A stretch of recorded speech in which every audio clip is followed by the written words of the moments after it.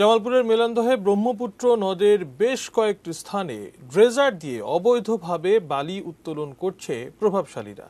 স্থানীয়দের অভিযোগ, অপরিকল্পিতভাবে বালি উত্তোলন করায় নদের গতিপথ পরিবর্তন হচ্ছে।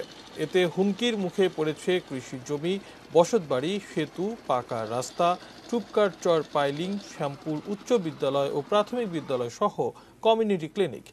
বালি উত্তোলন বন্ধের দাবি প্রশাসনকে জানালেও কোনো পদক্ষেপ নেই বলে অভিযোগ করেন তারা। তবে জেলা প্রশাসক এনামুল হক দাবি করেছেন, ড্রেজার দিয়ে অবৈধভাবে বালি উত্তোলন বন্ধে প্রশাসনের অভিযান অব্যাহত রয়েছে। ড্রেজার দিয়ে মারি কাটতে কাটতে বনটা আবাদের ফসলের জমি শেষ, এখন আমাদের বাড়িগুলো পর্যন্ত আসে বসে, তারপরেও ড্রেজার বন্ধ করতেছে না। ইউনিয়ন মহোদয়ের কাছে পিটিশন দিচ্ছি, জেলা প্রশাসকের কাছে পিটি দেওয়ার পরে একদিন বন্ধ করে পরের দিন আবার চলা।